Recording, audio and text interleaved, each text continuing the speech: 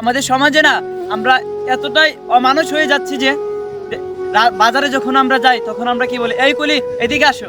তারপর আমার বাজারটি তার মাথায় তুলে দিই। সে যদি একটা বাজার ফেলায় তার সাথে দুর্ব্যবহার করি। আপনারা একটু ফলো করে দেখবেন, যখন আমরা রাস্তাতে যাইতেছি একটা রিস্কাওয়ালা দিকে, এই রিস্কাওয়ালা এদিকে আস, এই যে এইভাবে কথাটা বলি, এইদিকে আস, তুই তুই করে তার সাথে ব্যবহার করা হয়। তারা এই যে তুই তুই করে যে ব্যবহারটা করে, এটা অন্য কেউ করে না, এটা এই অশিক্ষিত সমাজ করে না, এটা আপনার মতো আমার মতো শিক্ষিত সমাজে এরকম ব্যবহারটা তার সাথে করা হয় আর কি।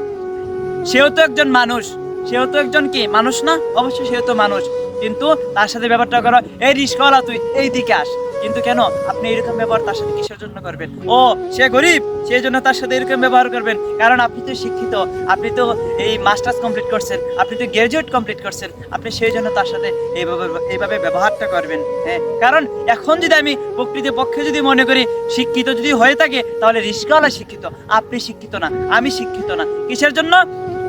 সে কিন্তু কোন স্কুলের শিক্ষা অর্জন করে নাই, কিন্তু তার বিষয়ে সেই মনুষ্যত্ব বোধ আছে, যে কার সাথে কেমন ভাবে কথা বলতে হবে, সেই মনুষ্যত্ব বোধটা তার ভিতরে রয়েছে। কিন্তু আপনি আমি শিক্ষিত হয়ে এই যোগ্যতা অর্জন করে, ডিগ্রি অর্জন করে, কিন্তু একটা মানুষের সাথে কিভাবে কথা বলতে হয়, কিভাবে ব্যবহার করতে হয়, সেটাই শিখলাম না। তাহলে কিসের শিক্ষিত সমাজ আপনি, কিসের শিক্ষিত সমাজ আমি?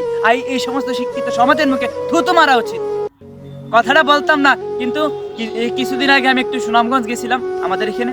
যাওয়ার পর দেখলাম রাস্তার মধ্যে একটা শিক্ষিত ভদ্র লোক, তিনি বলতেছেন, এ রিস্কাওয়ালা তুই এদিকে আস।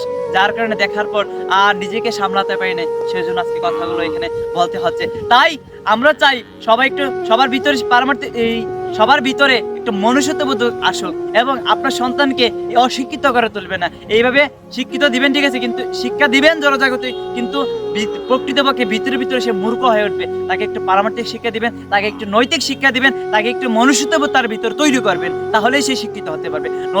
না হলে কখনো সে শিক্ষিত হতে পারবে না। এটাকে শিক্ষা বলে না।